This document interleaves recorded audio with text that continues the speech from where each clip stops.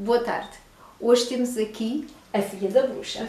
Em pessoa, estão a ver como eu estou aqui? Porque afinal, isto é um canal que se destina a falar de coisas sérias, mas nem tudo tem que ser sério, também temos que brincar um bocadinho. E por acaso há uma curiosidade que eu tenho em relação à Inês.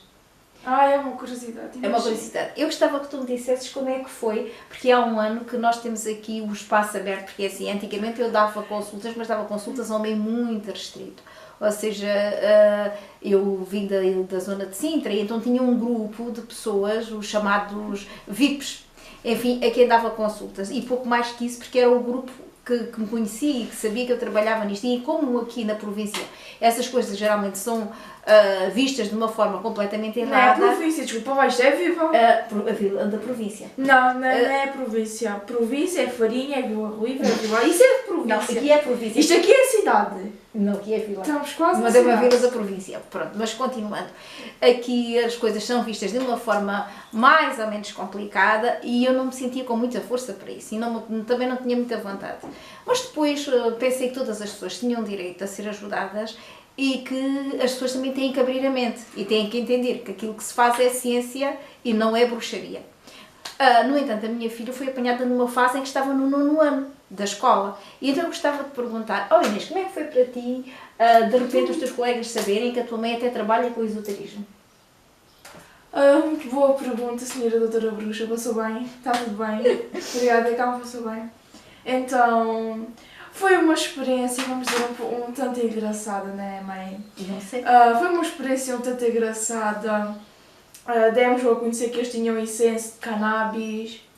Chegámos a falar algumas abas sobre isso. Sobre o incenso de cannabis? Não, sobre o que tu fazes, isso tudo, porque não é normal nesta terra, viva, pronto, nesta região. E naquela escova eu era a única filha de uma bruxa, coração. Então, claro que as pessoas me faziam perguntas e isso tudo. Mas tens a noção que o que se faz não é bruxaria e que a bruxa não se aplica. Tenho, coração, mas sabes que eu chamo bruxa desde que nasci. Porque eu só te chamo bruxa porque ninguém ainda te viu despenteada como eu te vejo de manhã. Exatamente, e ninguém vai ver. Prometo. Não prometas. Mas pronto, e é assim, e agora já agora fazendo uma ressalva àquilo que a Inês disse, o incenso de cannabis não tem nada a ver com droga. Portanto, o incenso de cannabis é um incenso curativo que é usado, que de facto é à base de cannabis, mas o cannabis é uma planta que tem fins medicinais. E o incenso de cannabis tem vários fins. Vários fins, mas... Medicinais, drogais... Não, mas o incenso de cannabis que eu vendo não droga ninguém. E então apenas serve para acalmar. Portanto, imagina aquelas pessoas que estão muito nervosas, que acendem o incenso de cannabis e acalmam, ou então as pessoas que têm dificuldade de adormecer. Se acenderem o incenso de cannabis antes de dormir, acalmam. E o cannabis, neste caso, tem um fim medicinal. Acalmam só drogas. Entretanto, as pessoas achavam engraçado haver um incenso ali à venda que era o incenso de cannabis, mas pronto, creio que agora já se habituaram porque o cannabis tem também um efeito curativo. Mas diz-me lá então, como é que foi para ti conviver com essa realidade, com as pessoas a acharem que tu eras filha, pronto, uma bruxa, digamos? Uma bruxa? Eu? Sim. Coração, acho que me fez crescer um bocadinho, tive de crescer um bocadinho. Acredito. Tens algum episódio engraçado que possas contar referente a isso? Um episódio engraçado que eu possa contar... Tonho. Conta. Vamos fazer resguardo aos nomes, mas é um episódio muito engraçado. Sem nomes. Então... Era uma vez, estava falando com uma amiga minha por mensagens. Sim. E com essa amiga estava falando e a minha amiga perguntou-me se existia magia. E eu disse que sim, que existia magia. E Eva perguntou-me, tem alguma magia que me possa ajudar a ter positiva em X disciplina, que eu também já não me lembro. Estudar. E eu disse assim, não sei, mas se eu for ligar a meu caldeirão... É só questão de jogar umas quantas coisas para dentro que isto vai atrair boa nota. Deixou de responder. Mandou 3 pontinhos. Depois, passado um tempo, e disse assim, caldeirão. E eu, sim, um caldeirão. E depois eu digo assim, mas tenho que ter calma porque a conta de gás está cara. E ela diz assim, então, mas tu tens um caldeirão? E eu tenho, então não sabes que eu sou filha da bruxa? E ela, mas isto existe de verdade. Foi um episódio também muito giro. Pronto, e infelizmente isto mostra, de certa forma, a ignorância das pessoas, porque eu acho que as pessoas, tudo o que seja transcendente, ou seja, que não seja bem aquilo que estão habituadas a ver no dia a dia, as pessoas acham que é bruxaria, que é bruxedo, porque as pessoas não sabem entender que se pode lidar com energias sem ter que se fazer bruxa, porque eu até hoje ainda nunca conheci nenhuma bruxa, verdade seja dita, gostava que alguém me apresentasse uma. Olha ao espelho. Não, porque é assim, gostava que alguém me apresentasse uma, porque é assim, tudo aquilo que eu faço foi aprendido, ou seja, eu aprendi num instituto, que eu saiba, o instituto não era um instituto das bruxas, era um instituto para psicologia. Portanto, para mim foi Hogwarts.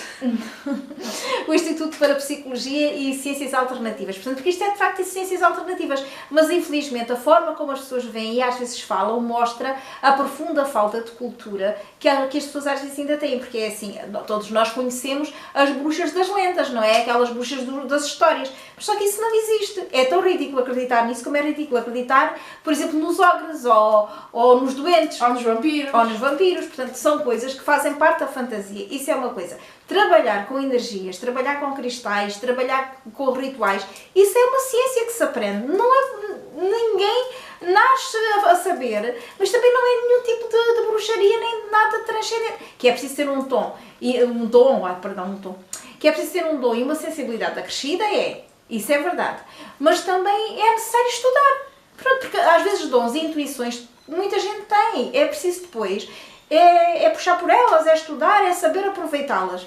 Agora é assim, eu bruxas não conheço. Gostava que alguém me apresentasse uma bruxa, de facto, isso eu não conheço. Agora, pessoas que conheço depois a outra parte, que é os charlatães. Isso também conheço, que é as pessoas que nunca fizeram nada, nunca estudaram nada e que dizem que têm um dom para ver não sei quantas coisas e depois chegam ao fim e vigarizam toda a gente. Isso também é verdade, mas isso é a parte mais negativa, porque ainda ontem estive a ver no Correio da Manhã alguma matéria qualquer sobre uma senhora que se fazia passar por vidente e que ameaçava as pessoas e que lhe dizia que lhe rogava pragas e lançava feitiços se não fossem lá e não lhe dessem 500 euros, por amor de Deus. Portanto, é assim, ninguém lança feitiços, nem ninguém faz coisa nenhuma. As pessoas, aliás, já tive aqui uma senhora também em casa que vinha muito aflita para me consultar, mas estava com muito medo que a outra pessoa a quem ela ia habitualmente soubesse, porque dizia que se ela deixasse de ir lá, que lhe lançava um feitiço. Portanto, eu acho que se alguém se ver confrontado com isso... Transformava em sapo. Mas as pessoas têm pouca cultura e acreditam. Portanto, eu acho que se alguém algum dia se ver confrontado com essa situação, de alguém dizer que se não for lá, que se a pessoa lá não for, lança um feitiço, ou que se a pessoa não fizer determinada coisa que ela mandou, ou se não lhe der determinada ação, lhe manda o feitiço, acho que as pessoas se devem dirigir imediatamente à polícia judiciária, ou seja, apresentar essa pessoa como burlona e apresentar queixa, porque é assim, ninguém pode usar a ciência, ou seja, o que for, para chantagear outra pessoa. Neste caso nem é a ciência, porque essas pessoas não estudaram, essas pessoas são apenas e só vigaristas. E não existe ninguém que nasça com um dom que, se não for trabalhado, possa ajudar. É mentira. Portanto, a partir daí, procurem sempre profissionais que tenham algumas credenciais. Conta-me tu, Clarice, já que me perguntaste, conta-me tu. Diz-me como é que foi ser conhecida como a bruxa de Cuba. Aqui dentro da Cuba. Dentro da Cuba, fora da Cuba? Fora da Cuba... Ajudas, foi o que tu quiseres. Fora da Cuba nunca tive esse problema, porque é assim, eu quando me licenciei em Psicologia, achei que Psicologia era o caminho mais certo para poder ajudar as pessoas. Depois percebi que não, porque a Psicologia é uma coisa que nos deixa de mãos atadas, ou seja, nós ouvimos, lá para a quinta sessão damos os conselhos, ou seja, não serve para muita coisa. Obviamente que eu não quero dizer que o trabalho não seja bom e muita gente não precisa de acompanhamento psicológico, não passa por aí. Para mim, não dava, ou seja, sentia-me impotente. Eu via as pessoas e não podia ajudar e eu pensei, bem, isto não serve para mim. Depois, tinha uma outra vertente que era assim, eu tinha uma intuição muito forte. Imagine-se, por exemplo, estar com um grupo de amigos e um amigo estar à espera, na altura eram os faxes. O amigo estar à espera de um fax que era muito importante. E o moço estava-se a levantar de 5 em 5 minutos e não tinha lá o fax. E de repente, do nada, eu sentia que o fax tinha chegado. E eu dizia assim, olha, o fax chegou. E ele chegava lá e, efetivamente, o fax estava. Depois havia outras coisas em que eu sentia, mas não sei porquê. E eu dizia às pessoas, aos amigos, pronto, e os amigos diziam, então começou toda a gente a brincar, és uma bruxinha, és uma bruxinha, és uma bruxinha. Um dia fui ao Rio de Janeiro e estava a decorrer lá um workshop sobre ciências alternativas, para ciências, para psicologia. E os disseram, eu por mim até nem ia ver, mas houve alguém que me disse, olha, porque é que tu já gostas tanto para a ciência e tens essas intuições, porque é que não vais lá? E não assistes? E eu fui. E o senhor que estava lá a explicar começou a despertar um interesse muito grande. Eu enchi o senhor de perguntas, o senhor, coitadinho, já estava aflito e no fim chama-me e diz-me assim, escute, a senhora fez-me tanta pergunta, porque é que não vem conhecer o nosso instituto e não se vem matricular connosco? E eu fiquei ali naquela dúvida, mas depois fui conhecer o instituto, achei que de facto tudo o que lá ensinavam era aquilo que eu queria saber e que eu sentia necessidade e que talvez por aí pudesse ajudar pessoas. Nessa altura matriculamos 30 e chegamos ao fim do curso 5 ou 6. Porque a maior parte das pessoas via aquilo apenas como uma fonte de negócio para poderem sair dali e consultar. Só que tinham que aprender tanta coisa, que desistiam a meio. E porque a intuição também não era nenhuma, porque ali também se trabalha muito com a intuição. E eles, como não tinham, infelizmente depois fiquei a saber que muitos que não tinham terminado os cursos estavam cá fora a atender pessoas e a consultar. Mas pronto, isso aí de facto é triste, mas são realidades, enfim, de pessoas que têm pouca consciência daquilo que fazem. Depois, quando vim do Rio de Janeiro, eu vivia ali em Sintra, na altura com uma pessoa amiga, e essa pessoa amiga era muito ligada aos meios artísticos e o que é que acontece? Como eu tinha o curso e não precisava trabalhar nessa área, esse meu amigo começou-me a apresentar a figuras públicas que eram amigas dele e que iam lá à casa e dizia assim, olha, a Clarice tem jeito para isto, ela até fez um curso do Rio de Janeiro, até é engraçada e até se safa muito bem. E as pessoas começaram a tentar consultar, eu comecei a explicar-lhes o que fazia, como fazia, e eles começaram, porque as pessoas da televisão, nomeadamente, são muito alvos de muita inveja, alvos de problemas de muita energia negativa, e então eu comecei a ensiná-los a limpar, os rituais de limpeza, e não sei o que, pronto, e por aí foi. Então depois começaram a comunicar uns aos outros, e chegou a uma certa altura que eu tinha um grupo que era ou políticos ou artistas. E ficava por ali, pronto, ficava-me ali naquele grupinho fechado. Depois, os anos foram passando, depois a Inês era muito pequenina, eu optei por dar atenção à Inês, a Inês nunca foi, acabei por nunca colocar a Inês nem no infantário, nem na pré, porque achei que não havia necessidade disso, porque ao contrário daquilo que as pessoas pensam, as crianças entre os 2 e os 5 anos é que enraizam com a família, ou seja, é quando eles lançam raízes no seio familiar. Se estamos a colocar as crianças na pré, estamos a desenraizá-las, por isso temos enfim, temos crianças cada vez mais desenraizadas da família. Temos uma geração completamente desenraizada, mas pronto, também compreendo que há pessoas que precisam trabalhar e não têm outra opção e isso tem mesmo que ser. Quanto a isso, às vezes eu penso era que se não houvesse tantos pais no lar e tantos filhos no infantário, as coisas eram diferentes, ou seja, talvez alguns dos pais que estão no lar ainda tivessem capacidade de estar em casa e pudessem cuidar dos netos e fosse uma mais-valia, mas isso cada um é que sabe. Pronto, eu estou a falar aqui de mim.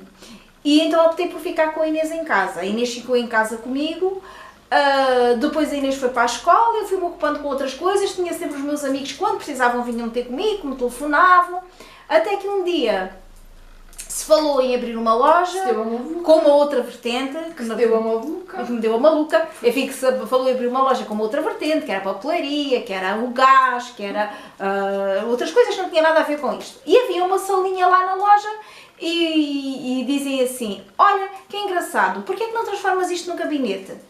E aquilo começou assim a fermentar na minha cabeça, e na minha cabeça às vezes fermenta cada uma, e eu pensei, bem, a Inês já tem 14 anos. Que giro. E a loja ocupa toda a gente. Eu fico com um monte de tempo livre. Os meus amigos estão em Lisboa ou em Sintra, só vêm cá quando precisam. Outras vezes nem vêm, portanto é por telefone e não sei o quê. Pá, fico com um monte de tempo livre. Eu não gosto muito de ter muito tempo livre.